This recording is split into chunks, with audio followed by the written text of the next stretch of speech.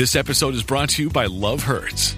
Kiwi Kwan has had quite a career, from childhood roles in Indiana Jones and the Temple of Doom and The Goonies to a recent Academy Award win for Everything Everywhere All at Once. But now Ki finally stars as a leading man in the film Love Hurts. Love Hurts is the perfect date night movie with its mix of over-the-top action, comedy, and a ton of heart. Love Hurts, only at theaters February 7th.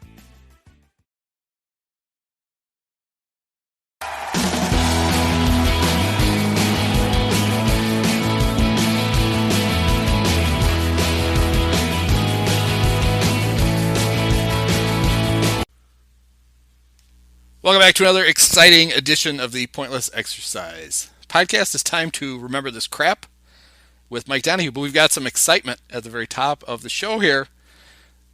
Support for Remember This Crap is brought to you by Manscaped. Who's the best in men's below-the-waist grooming champions of the world? Manscaped offers precision-engineered tools for your family jewels. Manscaped just launched their 4th-generation trimmer, the Lawnmower 4.0. You heard that right, the 4.0. Join over 2 million men worldwide who trust Manscaped with this exclusive offer for you.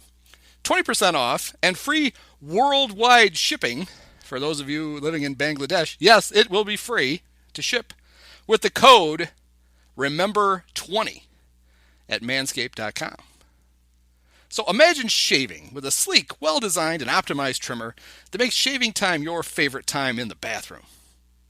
I'm not yet. I'm going to be one of the first people to try the new 4.0. So is Mike. Same here. And I'm sure we'll be blown away by the performance. It's in the mail, as they say.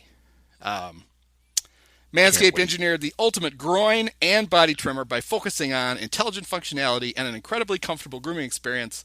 The 4th-generation trimmer features a cutting-edge ceramic blade to reduce grooming accidents thanks to their advanced skin-safe technology. The upgraded trimmer includes a multi-function on-off switch that can engage a travel lock. You don't want that thing vibrating in your suitcase because 20% of the time it's not a razor. It also gives you the ability to turn the 4,000K. 4,000K? Is that like 4 million? Anyway, LED spotlight on and off when needed for a more precise shave. The Lawnmower 4.0 even allows you to customize your trim through additional guard lengths with sizes 1 through 4. Did I mention wireless charging? Of course I didn't. I haven't mentioned any of that stuff yet. The new wireless charging system uses electromagnetic induction, which can help battery length last longer. So men, if you've been shaving with the same nut trimmer on your face, you've been doing it wrong. No person wants to end up with pubes in their mouth. It's time to get your own ball, hair, and body trimmer with Manscaped to make me time the best time and enhance your confidence with some nice, smooth boys. Get 20% off and free shipping with the code REMEMBER20 at manscaped.com. Your balls will thank you. That's a real thing that just happened, Mike. We actually have a sponsor on Remember This Crap. Who ever thought we'd see the day? I want to hear more about this lawnmower. Do you remember? It made me immediately remember some crap. Do you remember what cub was nicknamed the lawnmower and the convoluted way in which we arrived at that nickname? It's a nickname we gave a cub? Yeah, and we handed out plenty of nicknames back in the early aughts. The lawnmower. Some of them were hilarious. I don't remember the lawnmower. So now, this is actually would be, without me explaining why we called Carlos Zambrano the lawnmower, it would sound racist. Yeah, this is not the racist Cub fan t-shirt. Ozzie Guillen mows my lawn. And at least in the laboratory of the message board in which we arrived at that nickname, the thought never occurred to me. We were just being sort of ironic and sort of upstream because Carlos Zambrano was like a bull, and we sort of translated that back to be El Toro, but we didn't feel that was good enough because we felt he was such a goddamn machine. Right, he was mowing that he was down like a Toro snowblower or a lawnmower. And honest to God, speaking from personal experience, that was always how I just it all jibed with me that we kind of took this circuitous route to it. And I honestly didn't. It wasn't until years later where I realized, oh, that might have been problematic, but it didn't. It honestly did not come from a problematic source. It was just sort of twisting this observation and sort of arriving at a little bit of an obscurish nickname, and we all got to snicker with that. So do you think that in 2021 we would get in trouble if Corey Hart were playing for the Brewers and we continue to call him Midget Face? Would we would get absolutely in trouble for that? We would, yeah. But the insult could still be it. We would just have to rephrase it, right? He'd have to be like yes. Little person face. Would that be more acceptable? Maybe, yeah. And that might not hold up too much either. I would say that when we had that discussion, that it was under the auspices of the 2009 season, so perfectly, within the context of that. But I think a fresh conversation invoking that might warrant some unwanted attention. We could also have just called him Squish Face. Because really, it just looked like somebody had squished his face. Right. Like one of those squish balls, like a stress reliever, maybe one of a decent quality that wasn't just a beanbag. Right, it wasn't. It just wasn't snapping back into place. Right, it had that sort of chemical, and then it sort of stayed smushed for a pretty good while, and only very slowly undid itself. So yeah, that would work. All right, so it is time to spin the wheel of crap to see what we're going to talk about this week. Now, 2 weeks ago, we did the 2009 Cubs, and so we cannot do the 2008 or the 2010 Cubs. I don't think anybody wants us to do the 2010 Cubs, so that's fine. Yep. Well, we'll get to it some week, but not this week. So we are hoping we have not hit the 80s yet. No. That entire decade has eluded us. So I'm going to spin here in a second, and we'll take whatever we get. But we're really rooting for sometime in the 80s. I want to bask in Manny Trio and what the last days of Jerry Morales. No more of the last days of the second coming of Jerry Morales, because there's a whole Jerry Morales as an all-star before our time in like 1977. And then he kind of journeyed through three cities. Yeah, like I don't remember good Jerry Morales. I really don't remember good Manny Trio. Right. I was too young. Right. But both of those, we relied on stories from our older brothers, which we both had. Yes, if they were my brother fans in particular loved Manny Trio. So. Well, and I instantly recall that my brothers, the one thing that they would talk about with Jerry Morales, not the Jerry Morales that I was watching, that was the aging 34-year-old, but the one that was a sort of sudden and surprising all-star one season was his basket catch. It was Jerry Morales, always sort of, not that he was Willie Mays, but he was more Willie Mays Hayes. Right, but he did make the basket catch. All right, here we go. We're going to spin the wheel of crap and see where we end up.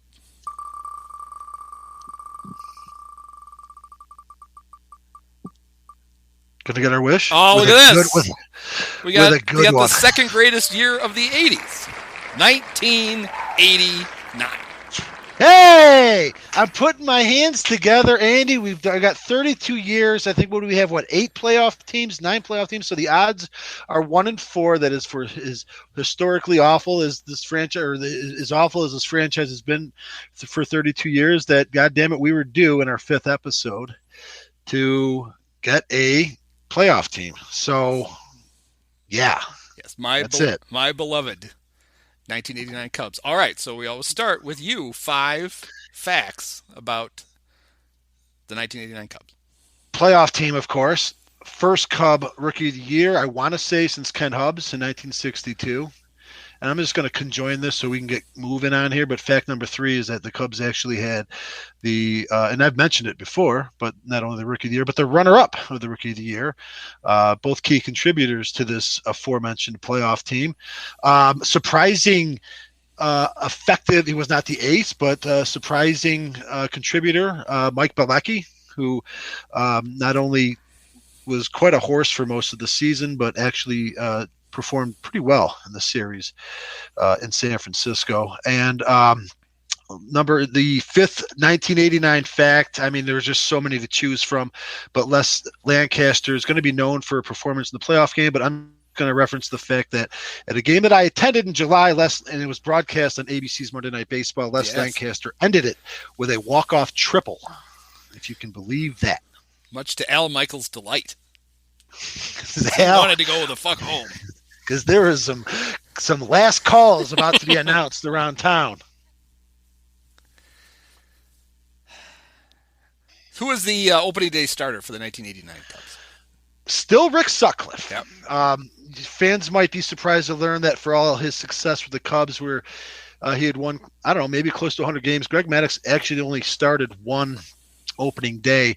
Sutcliffe, on the other hand, after arriving mid-season in 84, and even amidst seasons in which injuries limited his starts to fewer than 20, I want to say, in 86, started every opening day between 85 and I think 89 was his last one. Oddly enough, I think it was Bilecki in 90, Danny Jackson in 91 before Maddux got his crack. But Sutcliffe was 2 years removed coming into 89. We all know about Sutcliffe in 84. We haven't talked about that yet specifically, but really a top pitcher. What happened was he, after winning the Cy Young and leading the Cubs to the first postseason appearance in 39 years, got injured the next year and then really struggled in 86 and bounced back in 87, the year that Dawson won the MVP. Sutcliffe was runner-up to Steve Bedrosian for Cy Young, one of the closest votings for Cy Young in years, and then really had a strong 88, 89. I mean, he really had a good career at the Cubs, and he was a contributor to that team as well. He proved to not be the ace 6 months after opening day when the playoffs rolled around. Yep. But he did take the ball on opening day, which, of course, we should probably just talk a little bit about that game because it was a pretty memorable opening day. Yes, for one of the most famous opening days in Cub history, right up there with for sure. Tuffy Rhodes. Tuffy and Kosuke Fukudome. Who hit the walk-off in 69. Which, of course, here's the difference. In Tuffy's game and Kosuke's game, the Cubs lost. Of the three maybe most memorable opening days, the Cubs lost two of them, but they did not lose in 89. Was it Willie Smith who hit the walk-off in 69? Yes. I mean, we're going beyond our reach, but yeah. And there was, I think, Larry Bittner may have hit a walk-off in 77 or 78. 2 I's, 2 T's. That's right. Walk-off, yeah. There's one more since we're on opening days or home openers at Wrigley on opening day. And he's in the news too, like Sutcliffe has been lately. But Tony La Russa, actually former Cubs, scored the winning run as a pinch runner possibly for Ron Santo on opening day. I believe that's true. At Wrigley. In 71, maybe 72. I don't think La Russa ever actually held a bat, so he was sort of like the Herb Washington of the late DeRocher era Cubs, but he did walk across home plate with the walk-off winning run. Somebody else drove him in. So, opening day. So, do you know, you knew that Sutcliffe was the opening day starter for the Cubs. Who do you think the opening day starter for the Phillies was in 1989? I'm going to just throw something out. Don Carmen? Kevin Gross? It was Floyd Yeomans.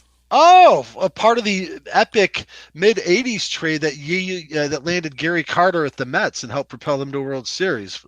Yeomans was a Mets prospect that got sent over with Mike Fitzgerald, Hubie Brooks, and Herm Winningham to the Expos and struggled. And it was, bottomed out. And I guess so, yeah, he was with Philadelphia by 89 and their opening day starter, huh? Opening day starter, and it was a yeoman's effort for Floyd. He went 5, gave up 9 hits and 4 runs.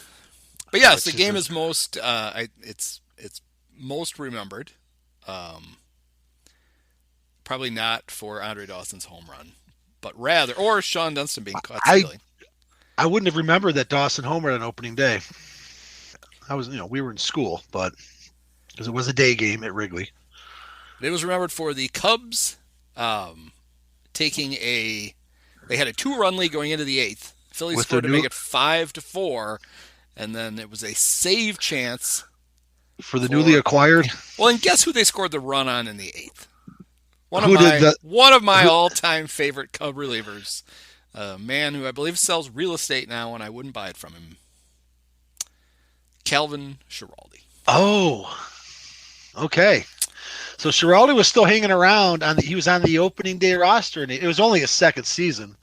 I mean, he went an inning and 2/3, and he gave up a run to tighten the game. Did you remember this? Mitch came in the 8th. No, I did not. I always assumed he came in the 9th. He had to bail Calvin out. I've learned something today, and it's good to know. Shovel another pile of dirt onto the legacy of Calvin Schiraldi. That, in some sense, he almost got away with the fact that, maybe Williams was. Of course, back then it wasn't really unheard of to have a pitcher go more than an inning. Yeah, actually, he didn't have to really bail Calvin out. Zimmer just got a little antsy, twitchy. So, Calvin comes in. He pitched a perfect 7th. He got out Bob Dernier, back with the Phillies. Former Cub and once in present Philly. Yep. Tommy Herr. Former Cardinal. And Von Hayes. He got him out. 1, 2, 3. Calvin's cruising.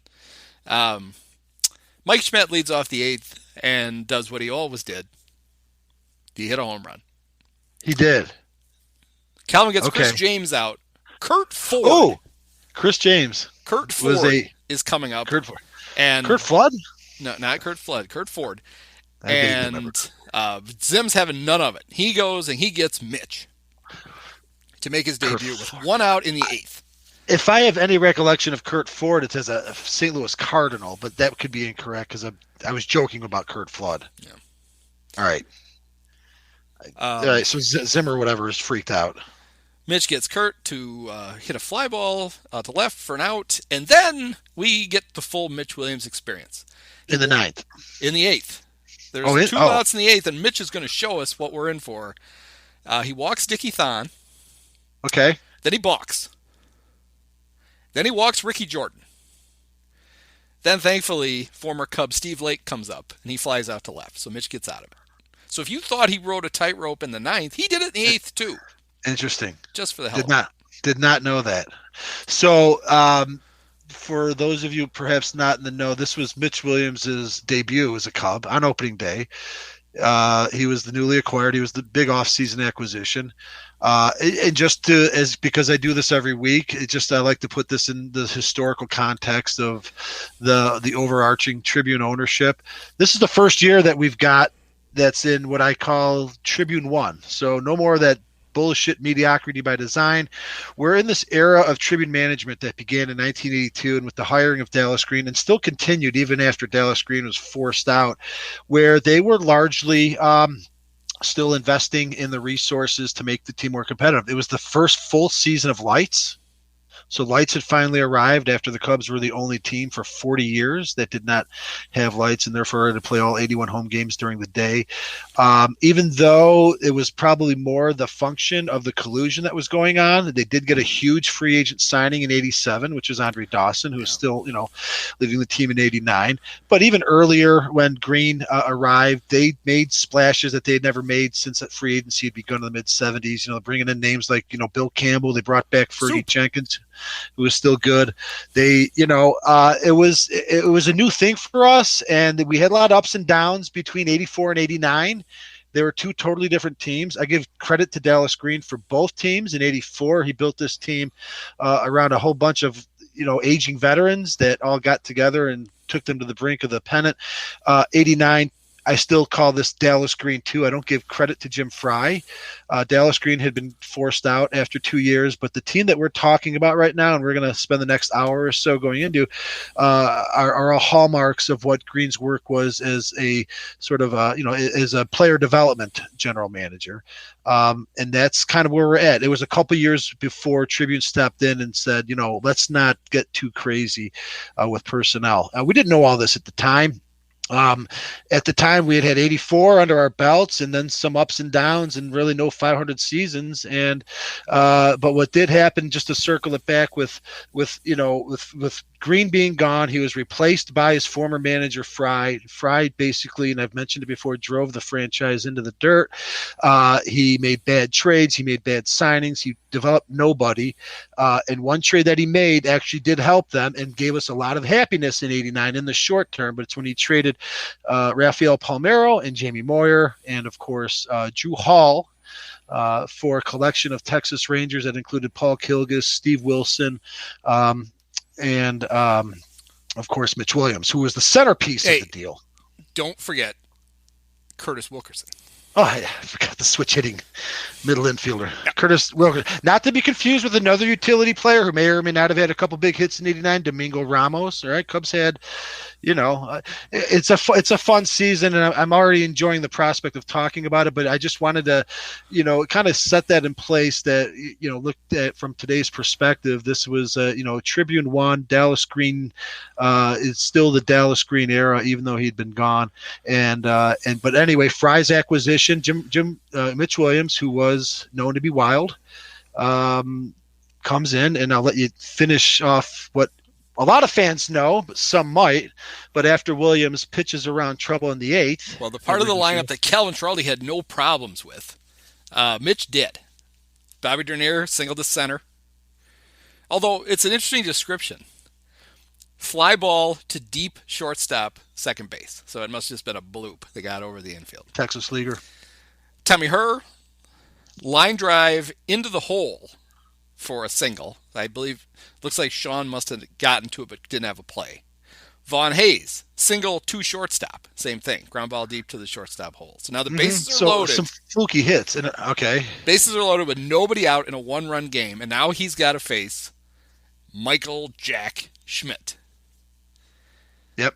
It's all right. So yeah, even so at that time, imagine you're a Cubs fan, older than us, that didn't just hear about the legend of Mike Schmidt, and as great as he was against everybody, was even more particularly destructive of the Cubs. But there are people older than us who witnessed a lot of that damage. And so as on a Cubs fan psyche, you're optimistic like you are any year on opening day. You have a lead, you got your new reliever in, and it's going sideways, and here comes Schmidt. So you pretty much assume what's going to happen. Yeah, you figure it's going to be a grand slam. The Cubs are going to be immediately down, 8-5. Instead, Mitch strikes out Mike Schmidt on a 2-2 pitch. It's going to be different. So here's Chris James, and he gets to a full count. By the way, just get this out here, Chris James, huge Steve Stone tout from the mid-'80s by this point. So just getting it out there. So Mitch gets to a full count, so now he can walk in the tying run, but he strikes out Chris James. And then the great Mark Ryal. R-Y-A-L. R-Y-A-L. And Mitch strikes him out. Dramatic. All three strikeouts swingings. I'm going to make a confession that I had always known it. And again, I was in high school that day, and I probably, even though the Cubs were great, around 88, 89, I think I got a little bit distant just with, you're at that age sometimes where you have a social life, you're busy with stuff, so I don't hold on to, but in my head, I always somehow had accepted it that Mitch walked the bases loaded. So I learned. I did too. I think that's apocryphal, right? He walked the bases loaded and then struck the next three guys out. That's what I've been telling people, just like with the same. Well, and if you just look at the box, he did have 2 walks. So you might think, well, but in the 8th inning. Those were both in the 8th inning. Yeah. So I'm glad we do this, that we actually do look it up, because I'm happy to edify myself there. It changes things a little bit, but it certainly was easy to feed that myth about him being the wild thing, because he was wild. But he wasn't really the victim. He was a victim of bad luck, man, based on what you described. As a Texas leaguer. Either that or whoever wrote the hit descriptions for Baseball Reference was really, maybe it's Mitch himself. He went in and rewrote it. No, that was a pop-up. That was a ground ball to Dunston. That was another ground ball to Dunston. So you and Mike Pusateri did a movie deep dive on Major League, which came out this year, right? Did it not come out in 1989? Yes. So there were everyone knows about Ricky Vaughn, the wild thing, and there were obvious parallel. And Mitch Williams' nickname that made its way into the lexicon, the baseball lexicon, also wild thing, which is obviously just lifted from the screenwriters of Major League. But here's this funny story that I remember about '89, and it was kind of pointed out to me by my older sister that made this observation that the movie was out in the summer, because you said it was filmed in Milwaukee in '88, really hot summer of '88, I think. So it's out in '89. It came out in June, I think. And Mitch Williams, we're not doing this in chronological. We'll bounce back and forth. But in June or July, when it was clear the Cubs were having a decent season, Williams did actually have a good season. He was a contributor that one year. I remember like a feature that the Sun Times or one of the newspapers did on a Sunday, and shows him he would go bowling, and he bowled the same way that he pitched. He just like whips the ball; it's flying down the lane at like 60 miles an hour. Where they had like a little bio thing, right? And like, name, nickname, hometown, favorite food, favorite movie, Major League. And this is like my sister pointed out. It's like, it's kind of an infantile mindset. It's like the movie just came out. It's like, his and favorite, because whatever the last movie he saw is his favorite movie. Well, and of course it's got this connection where, he's kind of having a good season. So it's like any sort of like critical sense gets put by the wayside. Yeah, that's my favorite movie. Well, and Gary Presley would play the song when Mitch was warming up, and Zimmer made him quit. He made him stop doing it. Is that right? Yes. Zimmer kind of a prick. Really? Yeah, he was. But I mean, how did he recognize? Zimmer knew that into the Trogs classic Wild Thing? I'm going to go in on a limb and say somebody told him. I don't think he was sitting there playing Name That Tune with Chuck Collier in the dugout. That's right. One of the few times maybe. Yeah, well, Presley took it. I'm sure. Yeah, Jimmy. But looking at this, I've got a little issue with the way Zimmer managed this game. So he panics and brings Calvin. It's opening day. He's got the whole bullpen, and he brings his closer in with 1 out in the 8th. And it's a straight. He brings him in for Schiraldi. Mitch ends up hitting in the bottom of the 8th, but he was only the 5th hitter. It's not like they had this huge rally. He couldn't have double switched so that his closer didn't hit. And then it's even weirder because he comes in with a runner on first and 2 outs, and actually no, with 2 on and 2 outs, and he bunts. He grounds out pitcher. He bunts out pitcher to first base to end the inning. Very Nefi Perez of him. Yes. Especially considering that I do recall there was a game later in the year Mitch Williams actually hit a home run. Yeah. That's the Expos, I think. Now, Mitch had quite a year. So he hit a homer. Remember, also in Pittsburgh, he got hit in the head with a line drive. Yes, off the bat of Jeff King. And you remember what Zimmer did in the dugout? No. He threw up all over the dugout.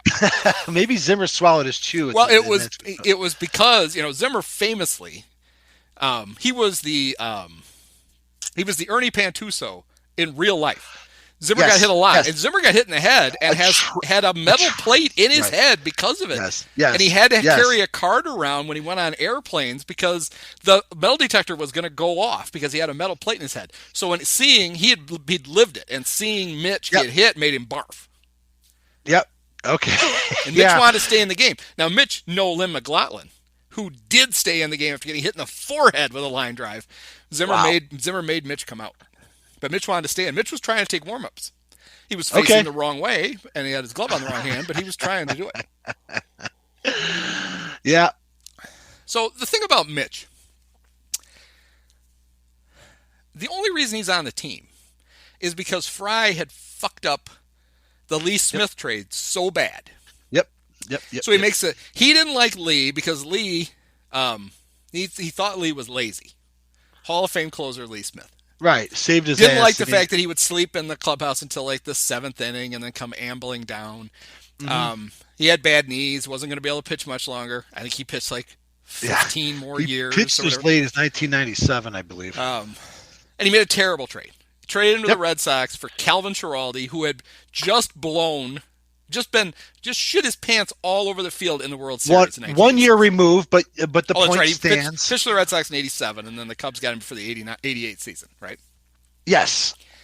And then Al Nipper, who was useless. Just terrible. Yeah, and I remember Al Nipper. We got Bob Nipper? No. We got Al Nipper. Bob Nipper was a pretty good. So that's a terrible trade. So a year after trading Lee Smith, they need a closer again. This time it costs them. He starts poaching Dallas Green's farm system. This time it costs them an all-star left fielder who almost won the batting title. Yep. Now, there's urban myth reasons as to why Rafael Palmeiro was traded. Dude, it doesn't matter. I haven't looked at his. If you look at Rafael Palmeiro's 1988 Cubs season, it's probably a pretty impressive season for a 90% play, because he didn't get like 560 at bats, but he was pretty young. He was kind of playing out of position. On the left field just means that you're not good enough to, beat out Grace at first. Well, he turned out to be a good glove man himself. I think the Cubs literally had 2 Gold Glove first basemen on the same team. Yeah, and I know Palmeiro won it with the Orioles 1 year where he didn't play first base, but he won it other years and actually. I think it's the fact that Palmeiro became a power hitter, where maybe the mitigating factor when you look at how the Cubs kept Grace and didn't keep Palmeiro. I don't really get into that so much. Grace was, fine. It really wasn't about. You could have had Palmeiro on left. They should have had Palmeiro on left. Okay, if Roger Dorn and Ricky Vaughn can put their troubles behind them, so could Ryan Sandberg, Rafael Palmeiro, and Dave Martinez. You could have had them all. You could have kept them all. I'm sorry, I don't know what you're talking about. Let me put on this corn cob T-shirt. That, there's that. Which regardless of the circumstances under which Fry felt compelled to deal Palmeiro, it still seems like a loser's move to get what he got for him, even at the time. It was terrible. Yes, he made a bad trade, and then then he had to chase it. It was like being in Vegas and making a bad bet, and then having to chase it with another bad bet. Well, I guess to be fair, that trading Palmeiro was after, but it actually kind of makes it worse in a sense that he used whatever was going on to trade Palmeiro to make up for the worst deal. So what do they get out of that? They give up, and we talked about how they also traded Moyer, but that's a little disingenuous to criticize Fry for that because it took Moyer about a decade. Before, but it is funny if you want to be a little bit disingenuous and really pile on Jim Fry. You could say dealt a pitcher that won 250 games in a you can't say Hall of Famers in either case, but guy Palmeiro ended up hitting 500 homers, right? 500 homers, and he had 3,000 hits. Which, he's a superstar, right? And if he comes back, he turned down a trade to the 2003 Cubs because he wanted to stay in Texas. And the Rangers were telling him, we're not bringing you back next year. And he didn't believe them. So he turned down the trade to stay in Texas, and then they didn't bring him back. And then it was off to Baltimore. If he comes to the Cubs in 2003, maybe he never gets into it was Baltimore where he met Miguel Tejada. And it was doing the old B12 in the butt, which kept him out of the if that's true, then fuck him. Because he could have at least made things right. For once. He turned it down. And the Cubs had learned from the Fred McGriff thing that if a guy doesn't really want to come, just move on. Yeah. The Cubs instead got Randall Simon, who hit one of the biggest home runs in Cub playoff history. And he hit a few big hits down the stretch, too. So we'll get into 2003. Oh, we could do a whole thing on Randall Simon and going to jail in Milwaukee and all kinds of stuff. That's right. So who was the opening day center fielder for the Cubs? So the opening day center fielder was the aforementioned Rookie of the Year. I have not mentioned him by name. I'm going to do it now. Jerome Walton, who did 2 incredible things. He did not win the Gold Glove. On an earlier podcast, I suggested that he had that year. He made an error in that game. So if you look at that box score, there should be an error by Jerome Walton. And then he didn't make another error in center field for like 3 months. But then the more impressive thing that Jerome Walton did in 1989 as a rookie is he had a 30-game hitting streak. Yeah. Which, think about that, kids. Whatever you think about, the luck of base hits, whatever, bloops, Texas leaguers, seeing eye singles, whatever. Doing that once a game for 30 games is kind of unheard of, right? I don't know. In our lifetime, that might be the longest Cubs hitting streak, right? It just is a hot hitter, as a rookie, as our center fielder. It's funny to talk about it now because it's like if you didn't know about Jerome Walton, you're like, well, did he die in a plane crash after the season? Did he? No, he just, it's not that original of a story. I think he just, after that season, he got sent and there might have been other factors, of course, that we don't know about, but, looked a little heavier in the subsequent spring training, and he, was out of the league soon. Happens. But in that season, man, think about that. We had a hell of a player there. Yeah, and I, for some reason, had forgotten that he was there on opening day, because what I remembered was the Cubs had an early season rash of injuries in the outfield, which necessitated the call-up of Dwight Smith to take over left field from Mitch Webster, who the Cubs had gotten for Dave Martinez for this roughly the same reason why Rafael Palmeiro had been traded. Correct. And Lloyd McClendon, Gary's very own, came up to try to share some outfield time because Andre Dawson was also hurt. Yeah. Yeah. So in my mind, it was always that the start of the. I guess in my mind, I had Mitch in center field, and thought that the outfield got wiped out, and they ended up having to bring up Jerome and Dwight and Lloyd. But really, Jerome made the team out of. Yep, that's not unreasonable because Mitch Webster was a center fielder with Montreal, and he played. I mean, when he was traded for Dave Martinez, there was a center fielder for center fielder, so it's not a bad deal having him, in left. McClendon that's one of the few Jim Fry acquisitions that he fell ass backwards in that worked out. But you're right when you look at, we get the short-term benefit of Mitch Williams at pitcher and the short-term benefit of Dwight Smith, as it turns out, in left. But probably would have been better off if we had that mustachioed Cuban playing there. But I also don't want to degrade Dwight Smith because he was the runner-up to I love Dwight Jerome Smith. Walton for a career. Me too. I never understand why Dwight. Dwight had a good long career, but he was mostly a part-time player, and then he resuscitated in the Braves as basically a pinch hitter, and he stuck around for a long time with the Braves. My take is that he was just a great terrible outfield, terrible base runner, great left-handed hitter. Maybe he struggled against left-handed pitching. That eventually that's going to isolate you. If you can't play in the field, you can't really be an asset on the bases. You can't hit right, lefties. Doesn't matter how well you can hit righties. You're going to be a pinch hitter. That's what he was. But he had a sweet swing. I know we've talked about it before, and a sweet voice because it's kind of cool. Kind of like coming from outside. I'm 17 years old in 1989, and I'm like, turn on the game. I'm like, wait, is that Dwight Smith singing the national anthem? Like, he's in full uniform and he's belting it out and getting an ovation, and then he puts on his cap and goes out to left field, which is always kind of cool. Okay, so you ask if that's the longest Cub hitting streak of our lifetime. The answer is it just depends on how old you are.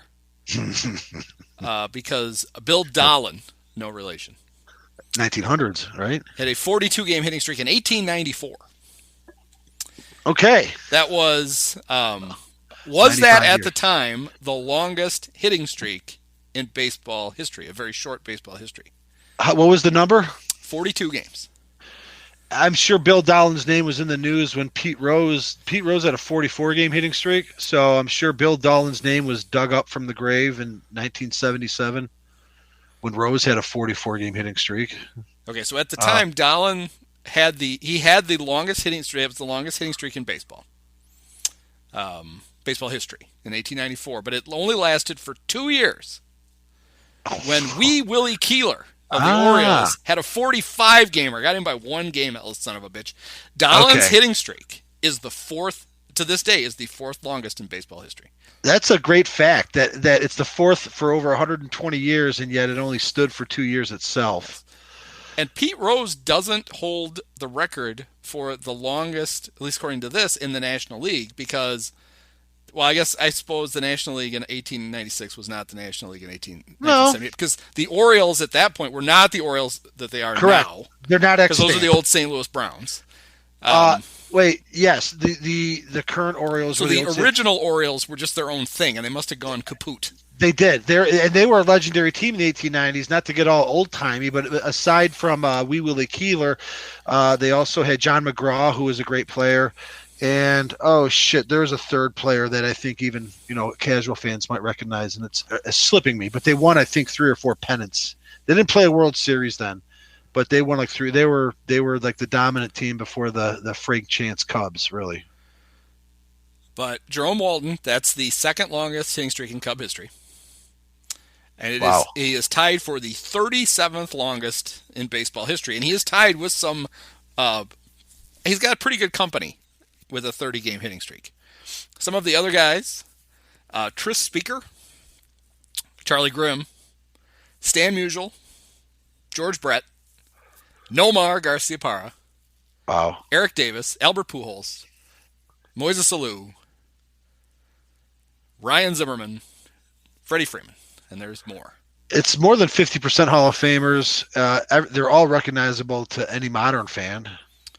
Well, there's some other guys too. Like, all above average players. Walton's the only one on that list. Willie Tavares is on there. Is Willie a future Hall of Famer? What was I going to say? No, but he wasn't even an above average player. He's like the only one. Him and Jerome are really the only ones. Goose that Goslin did not have above average careers. I don't know who Lance Richborg was from the Boston Braves of the 20s. Okay, it's a really good list. Yeah. Wow.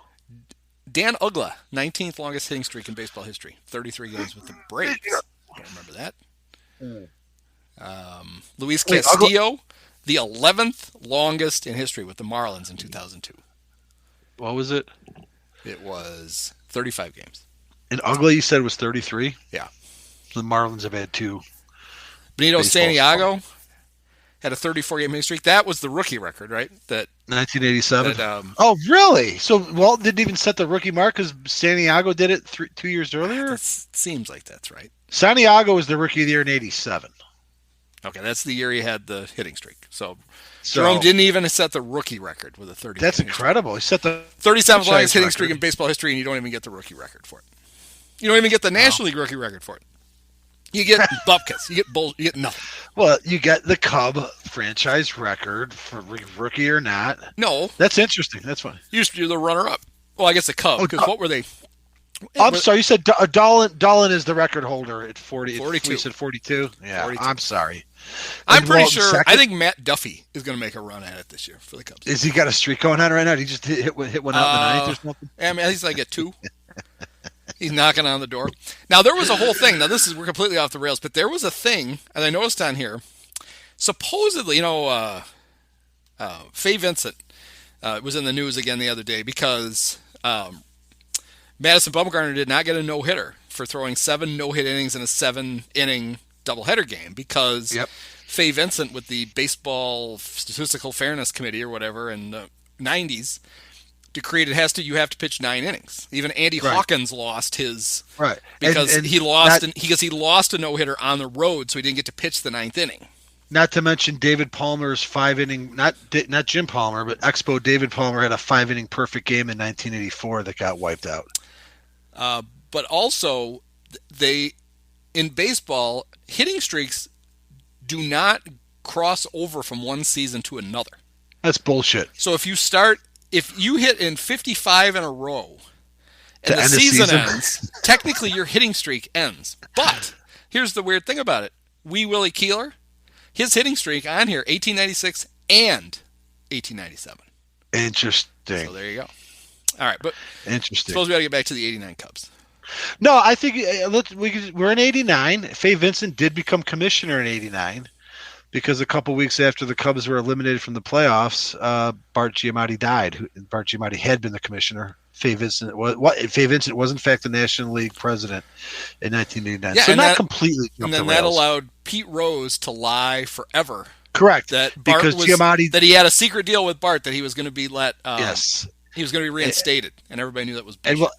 And we'll just tie this up because at least where we are in that year it doesn't pertain to the Cubs, but Giamatti died 2 months after banning Pete Rose from the game in 89. Pete Rose was still the player manager of the Cubs when the 89 season opened. His first game as a player manager of the Cubs was in June or July of 84 against the Cubs, as it turned out, which was kind of an odd thing for us to see because we heard about player managers. Don Kessinger had been the most recent one, and there had been none since. Lou Boudreau famously took the Indians all the way to the World Series in 48, Frank Chance also at the Cubs. But Rose was actually their manager like 4 years. He wasn't terrible. The Reds were sort of like the 1990s Cubs. They were like, middling. But, of course, a year after Rose got banned from the game, future Cub manager Lou Piniella took them all the way to the World Series. But, yeah, Rose was he was technically player manager, but he wasn't getting many at-bats by 89. How close do you think we are for the Cubs currently having a player manager, considering that Tony Wolters is their backup catcher and he might be the worst player in baseball? Don't you think Ross is over there like, fuck it, I'll just keep the shin guards in the corner. If Wilson gets hurt, I'll come in. I wonder what procedural moves they would have to make just to make that would be awesome. Yeah, they'd have to put him on the 40-man. Yeah, I think that's the only thing that kept him from activating himself as the 27th man for the doubleheader yesterday. Yeah, I mean, David, I'm sure he's better than he was when he was one of the worst hitting catchers at 37 a few years. Why not? Give it a shot. Can't be any worse than Tony Walters. Tony Walters is terrible. Speaking of Cub catchers, one of my favorite Cub catchers of all time was an '89 Cub. However, Joe his, Girardi or Rick Rona? No, the other Sorry. one. Oh, Damon Berryhill. Damon Berryhill. I loved Damon Berryhill. And he was never really very good. But in my mind, he was. Because he was a switch hitter. He was a good defensive catcher. And he had a really nice tan. In your defense, Damon Berryhill was injured a lot. He eventually got traded or ended up with Atlanta. Cuff, and that's bad for a catcher. And in fact, it's kind of a sad thing that he was not healthy for the '89 playoffs because his backup was Joe Girardi, and Joe Girardi was a fine backup type of a catcher. It's really what Girardi was. Berryhill had the potential to be a good player. You were not off on that. That's another Dallas Green pick that could have worked out. Later on, after Berryhill left the Cubs, he hit a big three-run homer in the 1992 World Series for the Braves against the Blue Jays that won Game 1 of the '92 World Series. He couldn't stay healthy. No. But you weren't necessarily being, starry-eyed and like overly optimistic. He was a legit prospect. I really believe that. One of the things that I regret about '89, there are many, not to, in addition to Andre Dawson having his one injury wrecked season where he could hardly stand upright, was that Berryhill was not on the playoff roster. He was banged up. So Girardi got elevated to the starter. And then, of course, they have to pick up Rick Rona, who did actually deliver. Good old number one. I don't know if you can find it. It's a game against the Mets. I was here. I was in the bleachers with my dad. I was 17, May or June, early summer, June of '89. A walk-off victory. Zimmer, of course, called for his backup catcher, Rick Rona, because Berryhill was probably already on the DL. It was a rare night game because in 1989, Cubs' first full season with lights, they only played 18 night games. So it was still basically a daytime stadium. But Rick Rona did deliver a walk-off suicide squeeze against the Mets in early summer of '89, and that had them dancing in the streets of Lakeview for sure. That was early in the summer. The Cubs. It was June the 8th. There you go. He pitched he pinch hit in the 10th, and the game ended in the 10th. So it has to be what it is. Yeah. So Zimmer has his backup catcher call, which is pretty hilarious. Oh, I missed it. Did you say who he laid the bunt down against? Which tough Mets reliever? I'm guessing, was it future Cub Randy Myers?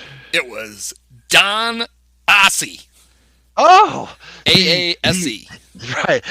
Who is the first player? Well, that will always be the first player probably listed in the baseball almanac, right? It's Hank Aaron. Oh shit! And then Tommy Aaron, and then maybe Don Ossie. Excuse me with your obscure reference to some guy. I don't know if you've ever heard of him. Hank Aaron. This is perfect timing because Dusty wants to come in and tell 45 minutes of Hank Aaron stories. Dusty, are you ready? And I'm gonna need to see a source on this Hank Aaron fella. He played in the big leagues for 25 years, something like that. I totally whiffed on that one. I'm actually amazed Don Ossie was still pitching.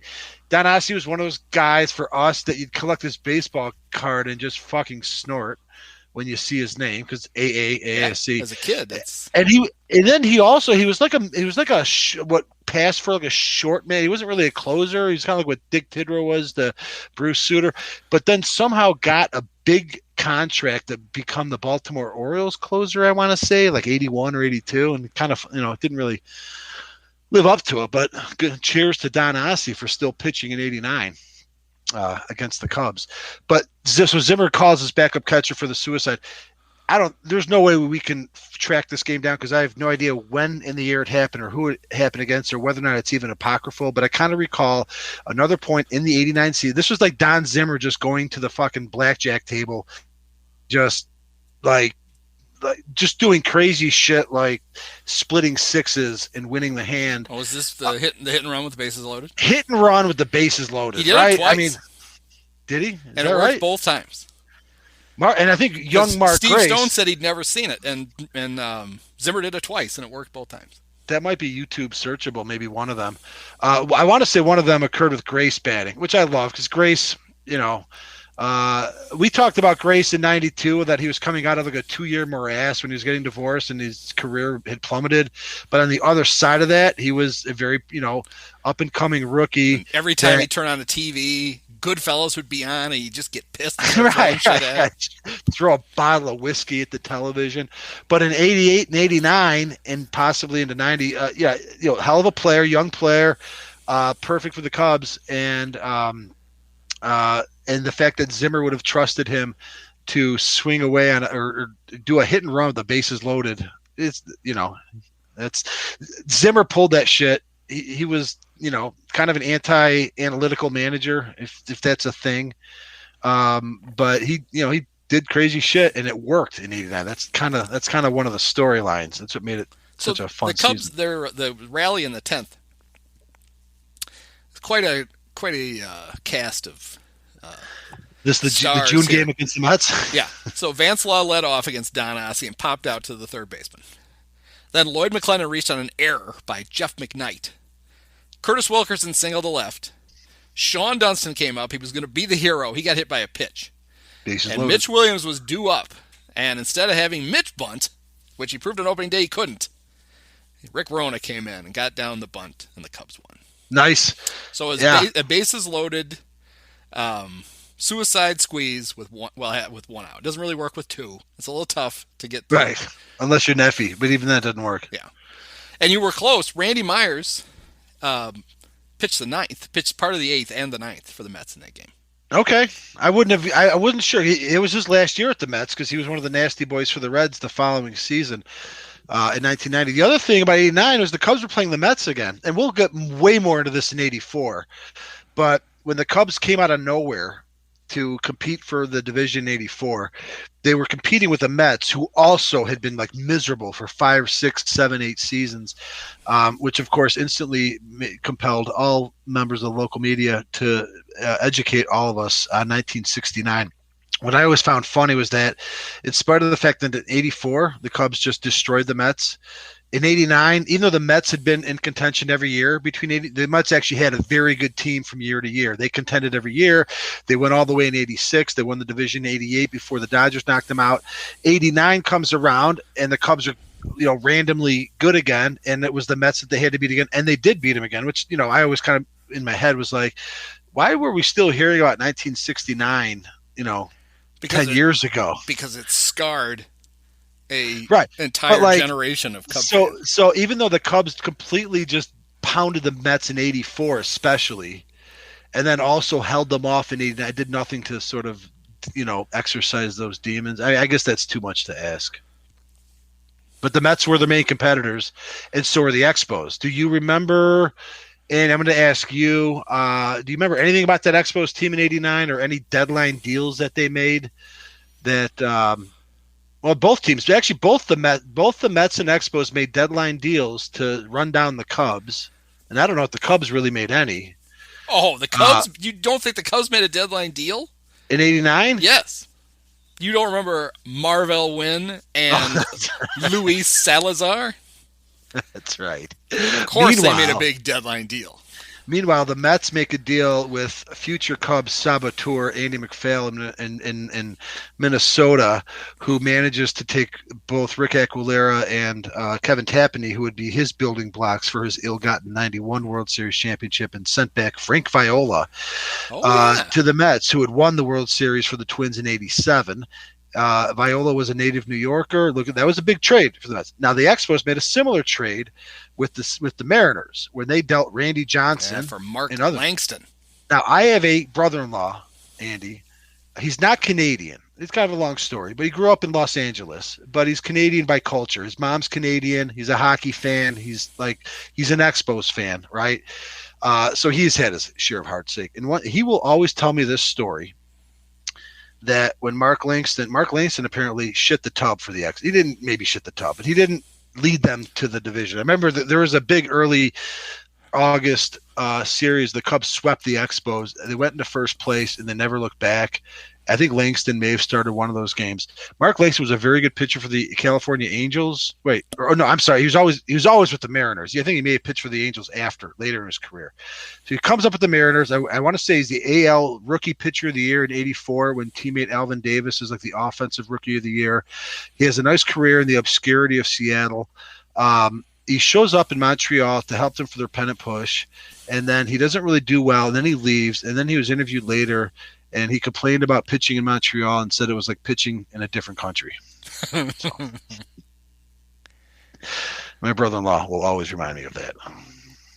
So it must be true because he obviously heard it at the time and had to make it. This is interesting.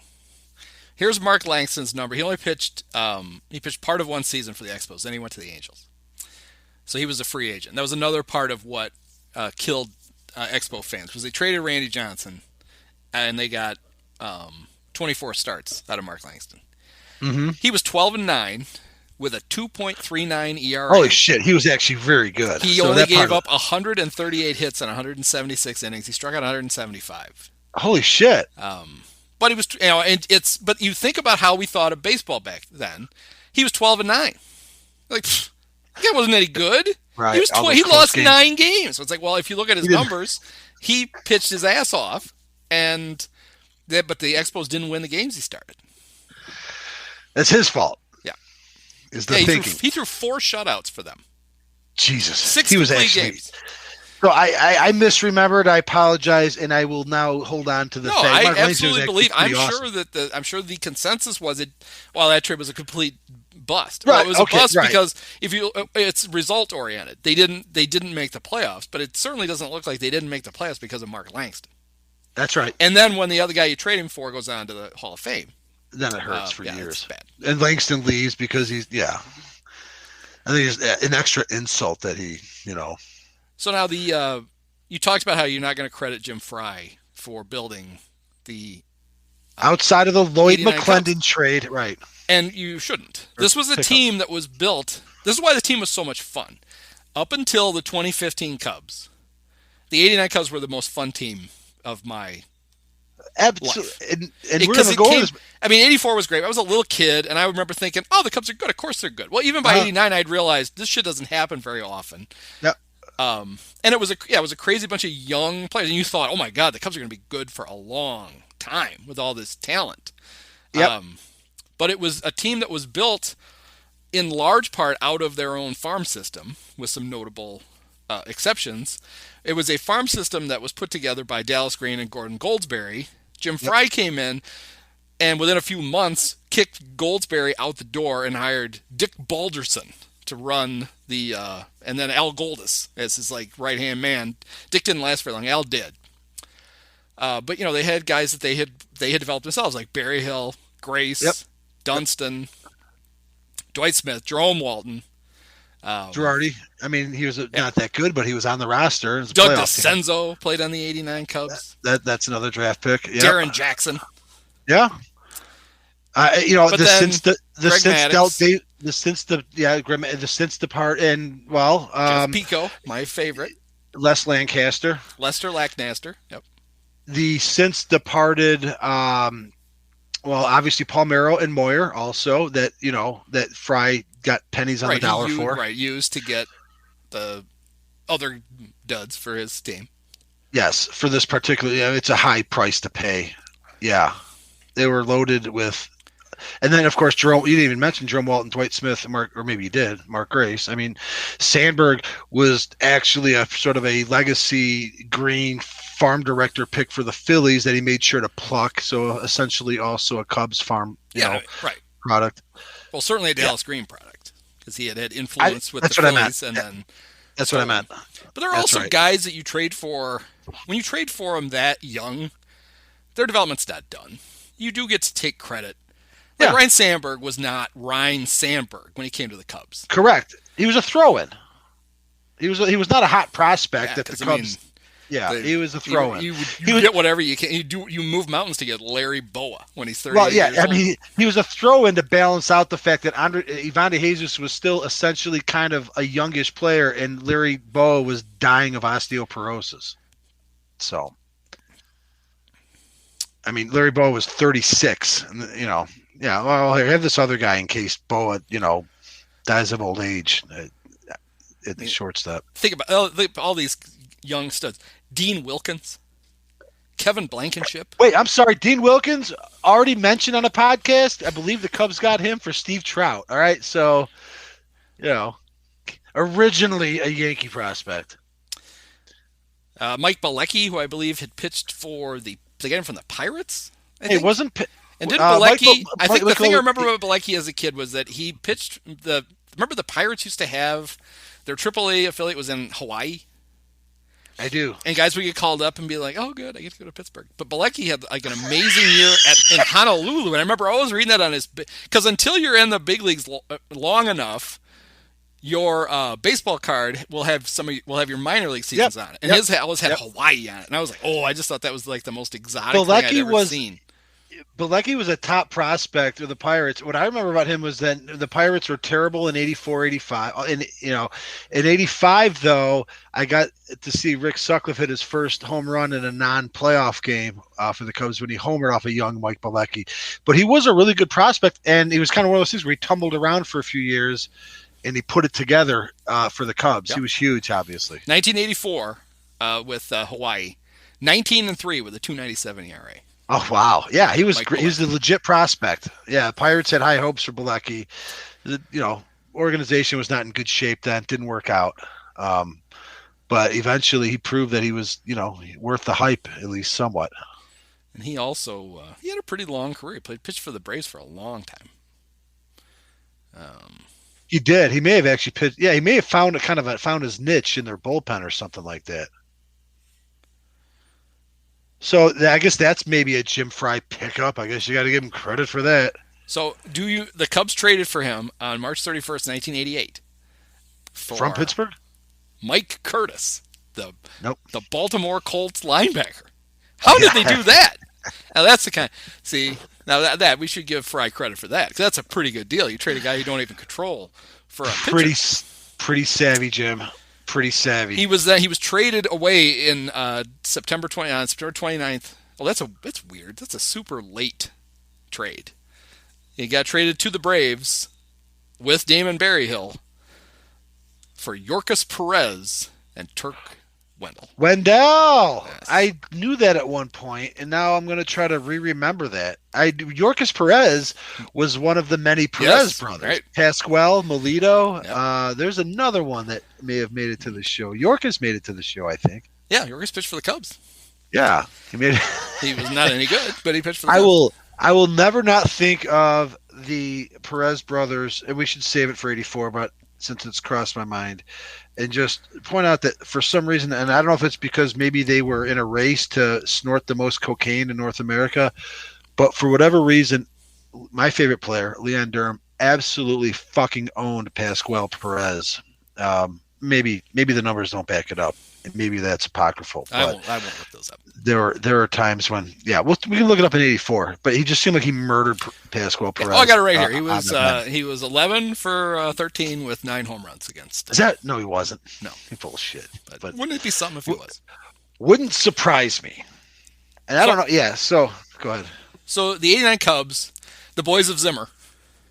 Mm-hmm. They had some incredible games. They had the game against the Astros where they got down 9-0 and came back and won on the Dwight Smith walk-off. It was an amazing game. And that was rain delay. That was a rain delay staple for many years on WGN. You were going to, when Harry and Steve got tired of yakking, it was time to turn on the big comeback against the Astros. An instant classic.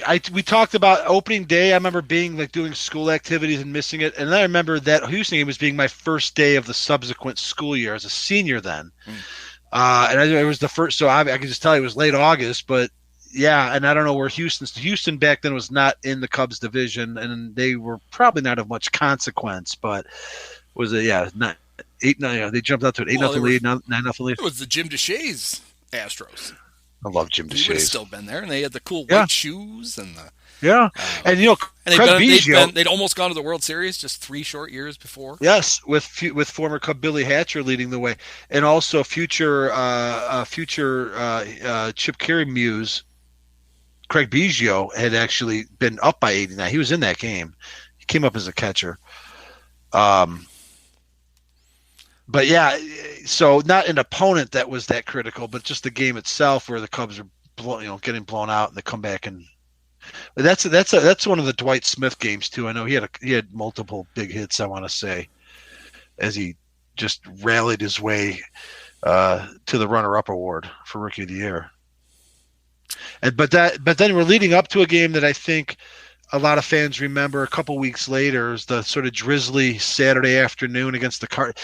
And what's funny, and I'll confess, Andy, again, I always associate the Mets. For any younger viewers, it's kind of weird to think about now.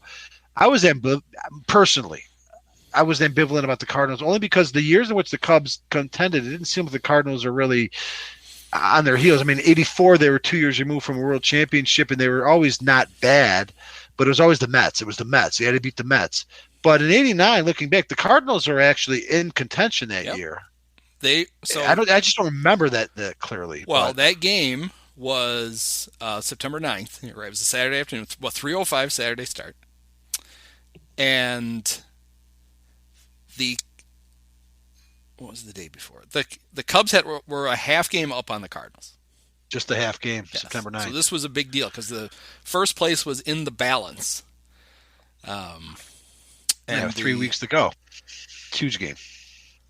So everybody remembers how the game ends, which is with 1 out. Andre Dawson draws a walk, and Luis Salazar, back when he was still binocular, came up and went the other way. Even to that point, he was a fucking 84 Padre. Yes, he Luis was. Salazar, yep. What an asshole. Super utility guy. Yep. Who the Cubs had picked up, and he was going to... He kind of saved the Cubs' ass a little bit because Vance Law was an accidental all-star in 88. He just had a lucky hot year, and it was like, there's our good, solid third baseman, and probably didn't recognize that Law was probably regressing in the last part of 88. So we just go in with no backup plan 88. Salazar kind of bailed them out. He ended up just taking that job. So I remember... though he was old. So it was Saturday afternoon, and Dad decided we were going to Saturday night mass. And it was a big game. It's like, why the hell are we going? And he's like, we're just going to go. And we get back, and the game's still on because it's gone to the 10th inning. That's a bonus. And so we walk in, and we're literally standing in the living room. And I can remember, we see Dawson walk, and then we see Salazar hits one down into the right field corner. And I don't know which bum Cardinal was chasing it around. Was Tom Brunansky a Cardinal by then? I don't think so. He was. Maybe David Green. Looks like Ken Daly was hitting in his spot. So John Morris, not Johnny Morris, another football player. Boy, there's a lot of football in this podcast. John Morris was in right field, clanging the ball around. And so there's Dawson not on one knee, on no knees, trying to score from first on this double as the crowd's going nuts. And my dad and I are standing in the living room, windmilling Andre home. And he scores to win the game. Well, what people don't remember is that the Cubs were losing in the 8th. And Dan Quisenberry had come in to try to tamp down the threat. I'd forgotten that Dwight Smith had led off with a single. Jose De Leon had started the inning. Of course, Dwight Smith's going to hit Quisenberry. He's a submariner, and Dwight Smith got a hit off of Jose De Leon. And this is good. The Cardinals bring in Frank DiPino to pitch to Mark Grace. Those two later on. They start that was earlier in the year, right? They'd already had the fight. It was earlier in the season. Frank DiPino was a former Cub by then. Yeah. 86, 87, that was part 88. Of the reason for the fight. Apparently, those two didn't get along. Okay. So they were. Grace missed like 5 weeks, I think. He missed a month charging the mound, and he got a good licking, I believe, on DiPino. But yeah, kind of paid the price. Young Mark Grace went on the DL, I'm pretty sure. Yeah, he hurt his shoulder. Yeah. Grace struck out against DiPino. Ouch. Oh, he had to be hurting at that point. Oh, man. Yeah. And the Quiz comes in to pitch to Andre Dawson. Andre grounds out to short, but Dwight Smith advances to second. And who comes up? Wait, Luis. he grounded. He must have hit a real bouncer. How did he not hit into a double play with those bad knees at that point in the season? Okay, wait. Had to hit a chop. I'm sorry. I don't mean to that detail because I'm like, if you hit a grounder to short, that's a 6. It says, here we go. I missed a key. I missed a key point here. Dwight stole second, but couldn't advance. Dwight to third singled and advanced to second on an error on the right fielder. By John Morris. I think you mentioned that. I think that point was still Brunansky. Oh, right, because we're in the 8th. Yeah. So Dwight's on second. So ground ball to short. I'm sure terrible base running right in front of. Well, not a good piece of hitting. In fairness, right in front of Ozzie Smith. He just take off for third. Dwight made it. Yeah, right. No, I can't blame Smith for that one. He made it to third. He made it to third. Oh, okay. So he's a third. Right. And who comes up? Luis Salazar. Okay. Singles to tie the game. So Luis tied it in the 8th, and he won it in the 10th. Okay, it's the Luis Salazar game. Cubs won the trade right at that moment. One of my other favorite moments, there's no way in this podcast I'll be able to find exactly the date. I might be able to. But to my mind, the coolest double play I've ever seen. Do you remember this? Keith Hernandez running at first base for the Mets. And the batter hits he hits a fly ball to left field. It's not a pop-up to shortstop. It's a fly ball to left field. And Dwight is doing his typical Dwight Smith thing, and he's very confused. Sean Dunston streaks out, catches the ball over his shoulder in left field, not at shortstop, in left field, turns around, and on one hop, nails Hernandez trying to get back to the base. You can find that game because I've seen that footage somewhere, and I think if you find the video, you can track it back to the game. So that's it's amazing. So he's the only shortstop in 1989 who could have made that play because you had to have a ridiculous arm to get it to first base. Because it's not like Hernandez had rounded second. He goes a little more than halfway, and he turns around like, oh shit, and he's trying to get back to first, and Sean will not let him. Speeding past him. I'm just going to, before we maybe drill a little bit further on the tragedy that was Andre Dawson's 1989, I just want to say, Dunston had arrived somewhat. He still didn't live up to the expectations, but after several frustrating seasons, he was an all-star in 88, and he would become an all-star again in 90. I want to say he didn't have the greatest season in 89, but plays like you just described was like, just like with Jerome Walton center, it's like, wow. Hey, look, if you got a great center fielder and a great shortstop, usually, and they can hit, which they both did, you're off to a good start. But Dunston had a good year in 89. We didn't even mention 89, 278 with 320 on base, which for him, pretty high. Didn't steal a whole lot, 403. He had 9 homers, 60 RBIs, and he stole 19 bases in 30 attempts.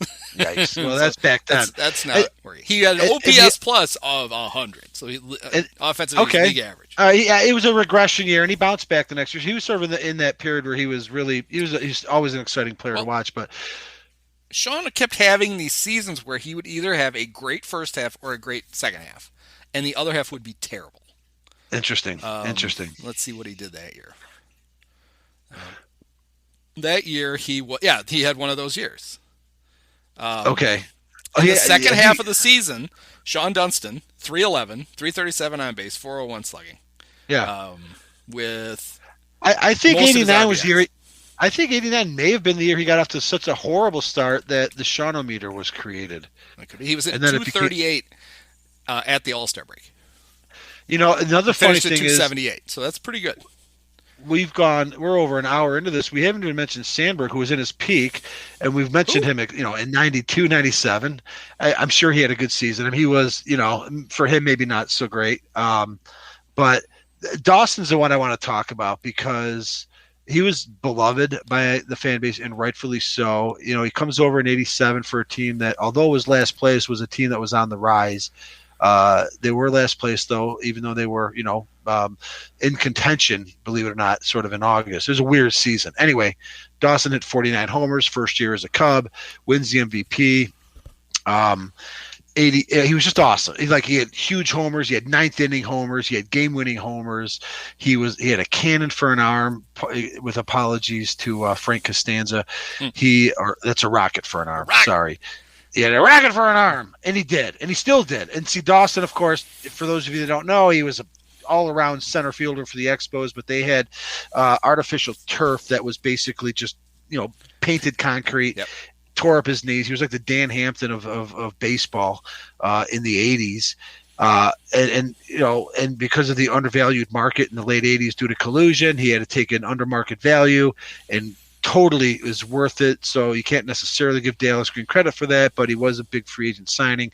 88 was equally good. He was still really good in 90, 91, 89, and I don't know what his season was. His season numbers may have been good, but it always felt to me like a sort of a tragic, just a cruel fate, that the one season in Andre Dawson's career as a Cub where the team itself made the playoffs was the season in which he just quite wasn't himself. And maybe he was during the season, I don't know.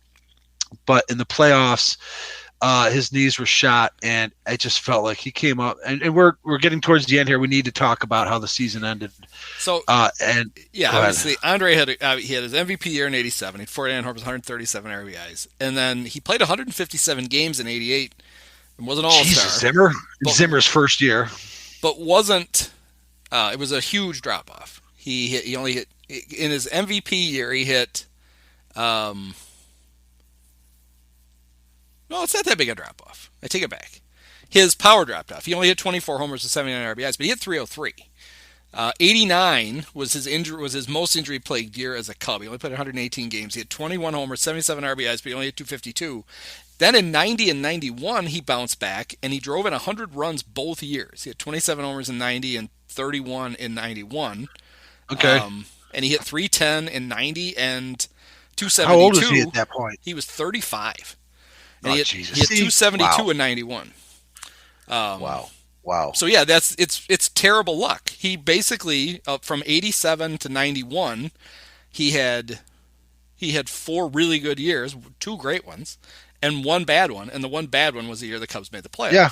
And so he was completely not healthy for the playoffs. He was not, and it just felt like, and I don't know what his numbers were. It doesn't matter. I just anecdotally. They were all tight games. The Cubs were not outclassed. They lost 4 games to 1. And just real quick, just to sort of bring it up to there, the Cubs make the playoffs for the second time. So now we're like, a lot of us are kids when they finally do it in '84. So it happens a second, a little bit different. They do it in Montreal. It's a different team, as we said. It's a homegrown team by Green. It's not a bunch of veterans. Game 1 it's just a nightmare of a start for Greg Maddux in his first postseason start, but they bounced back in Game 2 and beat former Cub Rick Russell's brains in. And then there were just 3 really tight games in San Francisco, and it just felt like they were back and forth. They're great games. They're probably really good baseball. If you were to sit back and watch them, you would appreciate with all that's at stake. It was high stakes baseball. Both teams had nothing to be ashamed of, but they were tight, and because it was tight, like it just seemed like there were so many times that Dawson had come up. And who knows? He may have delivered once or twice, but just like my memory is that every time he came up, it was a big situation, and he just and you weren't mad at him because you fucking knew what he was dealing with. He did drive in 3 runs, but he was 2 for 19 with 2 walks and 6 strikeouts, and he had 1 double, no other extra base hits. It was just heartbreaking. Yeah, and you're right. During that series, it felt like if they could get it back to Wrigley for 6 and 7, that they would win it. And they just couldn't get back. San Francisco fucking started Scott Geralt in Game 1. And I remember thinking, like, Scott Geralt was like a middle, he was a reliever, he was a starter. They had other guys. I mean, Russell had his renaissance and ended up kind of shoving it up the Cubs' hiney. I don't know how they did it. Roger Craig and his, somehow popularizing the split-fingered fastball that Bruce Sutter had already popularized. Baby. That was like their slogan. Yeah, they threw and it was... They threw a split-fingered fastball that they also didn't always use the L. Sometimes it was just the split-fingered fastball. Yeah, there you go. Yes. I'll buy it. Yeah, this whole idea. And it was funny, though, because the split-fingered fastball, over time, the pitchers who used it got hurt. Lost their elbows, even Suter. Right, because the apparently having your fingers like that puts stress on the ligament up your forearm, which puts extra stress on your elbow, and you don't even know it until all of a sudden you fucked up your arm. So I mean, screw Bruce Roger Suter. Craig. I always thought that Bruce Suter was the godfather of the split-fingered fastball, and he maybe he was just superhuman, where he got such a great career out of it. But when he was done, he was done. Like Atlanta Braves, you might remember, signed Suter to a huge contract, but he couldn't even throw the ball anymore. So, yeah, that was Roger Craig's. Not the Roger Craig that was the black running back for the 49ers. Same town, different sport, different position. Roger Craig, who I believe was on the '62 Mets team, pitcher. Ended up, out managing Don Zimmer, perhaps. Although I don't know how much we can blame Zimmer for that series. They were all tight games. They were all tight games. I guess I should mention but that like he pitched his ass off, and they ended up losing his in game 5. And Bilecki outdid, and Russell game 2. The Cubs pounded on Russell. Russell comes back to Wrigley Field in the playoffs and gets pounded. The Cubs even the series. But then the next 3 games, I just remember Robbie Thompson and Matt Williams. Both of those assholes had big home runs at like key points. And then, of course, would be remiss if we didn't mention Les Lancaster, who was very effective as a reliever. There's whatever constitutes a long reliever in 1989, who famously lost track of the count, didn't know the count, and pitching to Robbie Thompson. He thought it was 3-0, right? And it was 2-0. And he threw the fastball, and Robbie's like, "Hey, thank you." He wasn't taking the automatic take on 3-0.